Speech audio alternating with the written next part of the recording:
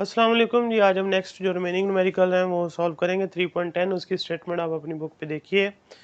A football is thrown upward with an angle of 30 degree with respect to horizontal to throw a 40 metre pass. What must be the initial speed of the ball. Correct, ball को 30 degree के angle पे फेंका है with respect to horizontal और कितनी दूर जाके गिरा है 40 मीटर। वो उसकी रेंज, इनिशियल वेलोसिटी कितनी होगी ये आपने बताना है। रेंज का फार्मूला यहाँ पर लगेगा, तो we I square sine 2 theta divided by G. यहाँ से वी आई को सेपरेट कर लें, आर जी आ जाएगा और डिवाइडेड बाय साइन 2 थीटा आ जाएगा। उसके बाद स्केयर रूट लगा दें दोनों तरफ, क्योंकि वी आई के ऊपर स्केयर है। तो आर जी और डिवाइडेड बाय साइन 2 थीटा। अब वैल्यूज़ लगाएं। आर की वैल्यू हमें 40 की वन थी, जी की वैल्यू आपने खुद लगानी 9.8, साइन 2 और थीटा की जगह आप लगाएंगे 30, वो साइन 60 हो जाएगा। साइन 60 लें, ऊपर वाली वैल्यू को मल्टीप्लाई करके डिवाइड करें तो जो आंसर आएगा वो, और फिर स्क्वायर रूट भी लेना है, फिर जो आंसर आएगा उसको 21.3 मीटर पर सेकेंड होगा। आगे चलिए नेक्स्ट 3.11 उसकी स्टेटमेंट देखिए। 3.11 जो होगा उसमें वो कहता है कि a ball is thrown horizontally from a height of 10 meter with the velocity of 21 meter per second. How far of it hit the ground and with what velocity? Correct, stone ऊपर से फेंका है ऐसे, यानी कि ऐसे फेंका है, वो वैसे आगे गिरा है। इनिशियली जो उसे वेलोसिटी प्रोवाइड की गई वी आई वो 21 मीटर पर सेकंड थी, और ये वी आई एक्स भी होगी। वी आई वाई स्टार्ट में 0 रहेगी, क्योंकि स्टार्ट में सारी मोशन हॉरिजॉन्टल होती है। उसके बाद वो कहता है कि वो कितनी हाइट से फेंका गया। ये वाली जो हाइट उसकी दी गई है हमें, वाई जो है वो 10 मीटर से फेंका गया।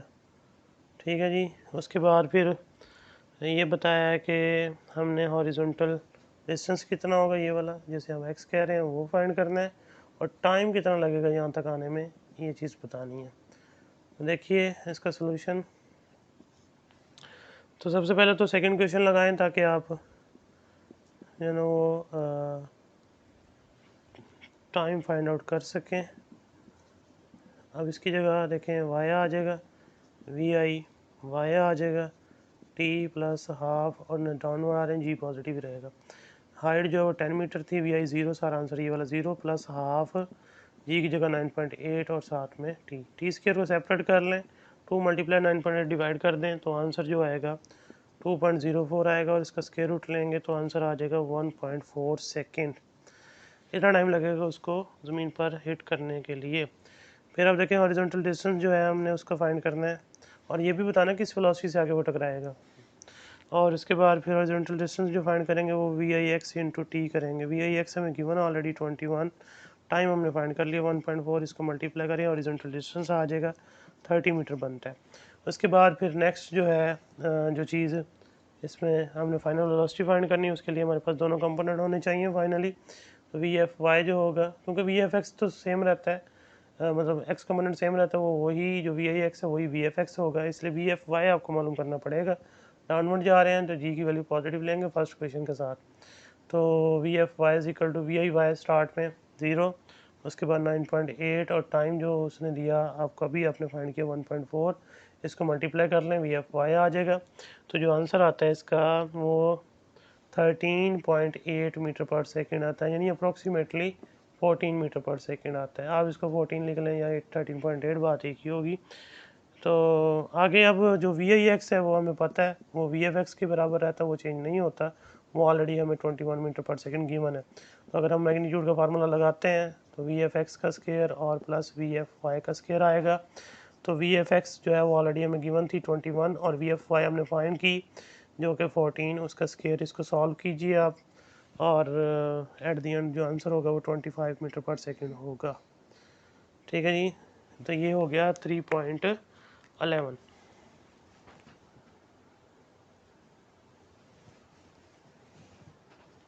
जी। अब 3.12 देखें।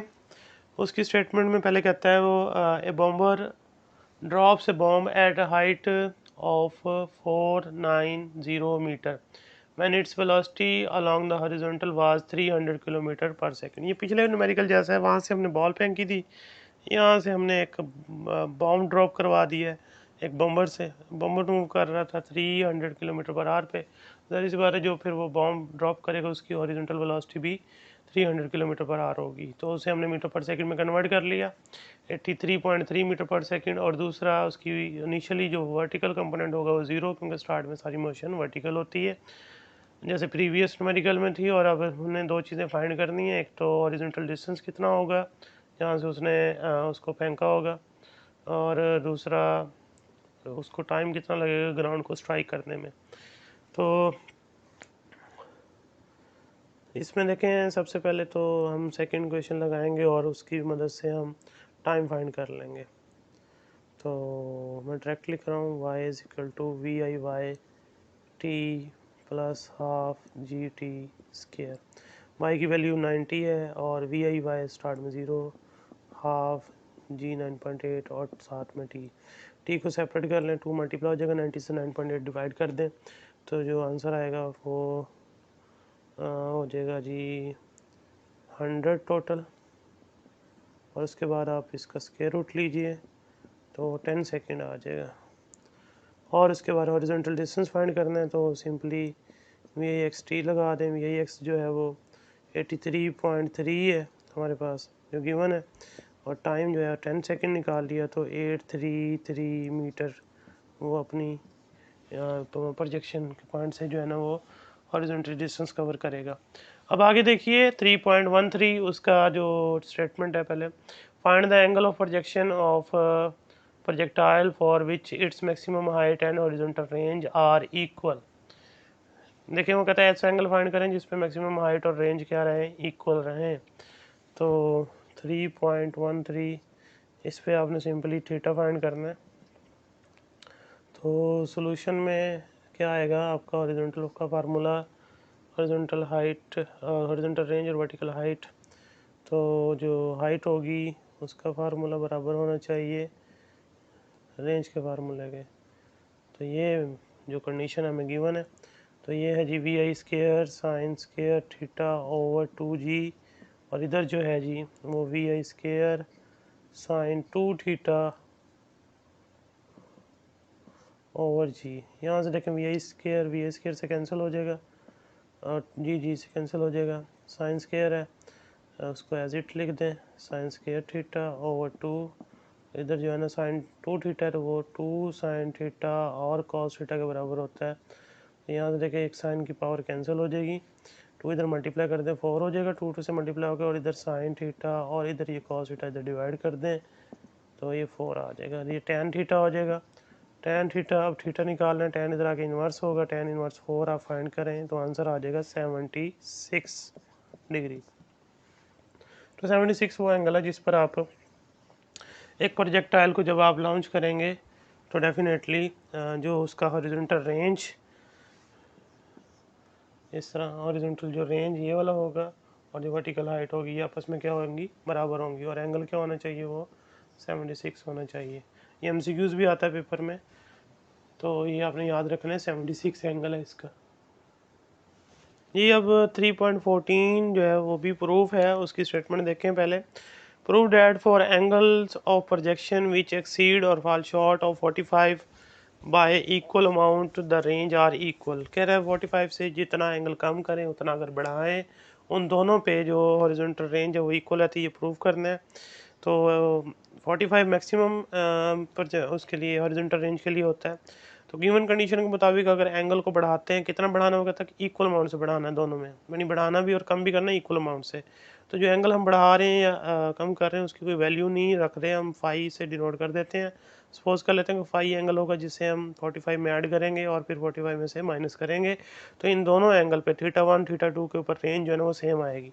अब हम इसको सॉल्व करेंगे, रेंज के फार्मूले से सॉल्व होगा। रेंज का फार्मूला जो है वो we I square sine 2 theta over G है। पहले हम R1 फाइंड करेंगे तो थीटा 1 लगा देंगे, तो we I square as it रह जाएगा, जी भी इस तरह ही साइन 2 और थीटा 1 की जगह देखें अब क्या आ जाएगा 45 प्लस 5। अब 2 को अंदर मल्टीप्लाई करें तो ये आ जाएगा जी वी आई स्केयर ओवर जी और साइन 90 और साथ में प्लस 5, तो ये वी आई स्क्वायर ओवर जी। अब आपने मैथ का रूल पता नहीं, ये पढ़ा अभी तक के नहीं, कि साइन 90 प्लस फाई, यानी अगर 90 का एंगल ऐड हो जाए तो वो कॉस में कन्वर्ट हो जाता है, कॉस फाई के बराबर आ जाएगा। तो मैथ में ये पढ़ लेंगे आप लोग फार्मूला ट्रिग्नोमेट्री में। तो R2 जो होगा फिर उसमें आप V I square sine 2 theta 2 divided by G. तो इसमें भी आप ऐसे ही करेंगे जैसे उसमें की है, वी आई स्क्वायर ओवर जी और साथ में साइन 2 और थीटा 2 की जगह 45 माइनस 5 कर देंगे। इधर 2 फाई आएगा, सॉरी इधर भी 2 फाई आएगा क्योंकि 2 तो 5 से भी मल्टीप्लाई होगा ना। तो नेक्स्ट देखिए वी आई स्क्वायर ओवर जी और साथ में आ जाएगा फिर वही साइन और ये 90 माइनस 5, तो माइनस 90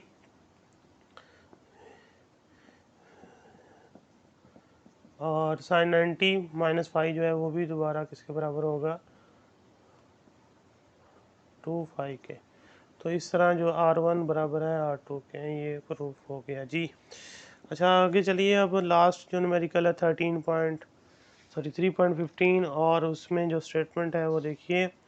तो उसमें कहता है कि SLBM submarine launch ballistic missile is fired from a distance of 3000 kilometer if the earth is considered flat and the angle of launch is 45 with the horizontal, find the velocity with which the missile is fired and the missile taken and time taken by the SLBM to hit the target।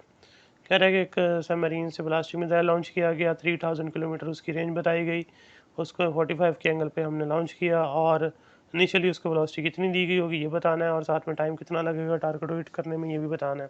तो initially जो range दी गई है वो 3000 kilometre में दी गई है, kilo हटा दें 3 जीरो और आ जाएंगे, 3 ये रहे, आप इसको 10⁻6 लिख दें।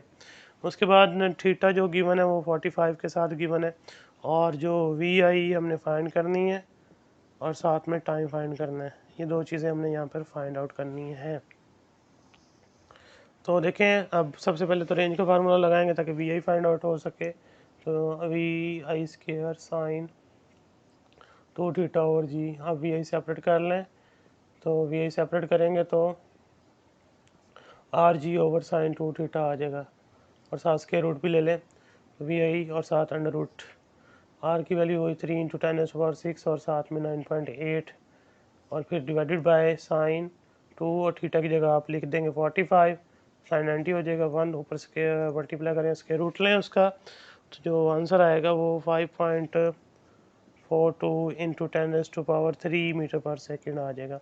उसके बाद फिर टाइम अगर आपने बताना है, टाइम ऑफ फ्लाइट जो है वो उसका formula 2VI sine theta over G होता है। तो इनिशियल वेलोसिटी आपने फाइंड कर ली, तो आप यहाँ लगा दें 5.42 इंटू 10⁻³ और साथ में साइन थीटा की वैल्यू 45 और डिवाइडेड बाय जी की वैल्यू 9.8। इसको सॉल्व करें, टाइम की जो वैल्यू आएगी 782 सेकेंड आ जाएगी। तो अगर आप इसको 60 से डिवाइड करते हैं, आप मिनट में कन्वर्ट कर देंगे, अप्रोक्सीमेशनली वो 13 मिनट बनते हैं। तो ये आपके न्यूमेरिकल कंप्लीट हो गए, इसको अच्छी तरह प्रैक्टिस कीजिएगा। अगर कोई बात ना समझ आए तो आप पूछ सकते हैं, लाइव सेशन में भी पूछ सकते हैं। तो नेक्स्ट इंशाल्लाह नया चैप्टर स्टार्ट करेंगे, वर्क एंड एनर्जी। तो उसमें डॉट प्रोडक्ट पर स्टार्ट में ही काम आएगा, तो पिछला कॉन्सेप्ट भूलना नहीं है, उसको रिवाइज कीजिएगा। अल्लाह हाफिज़।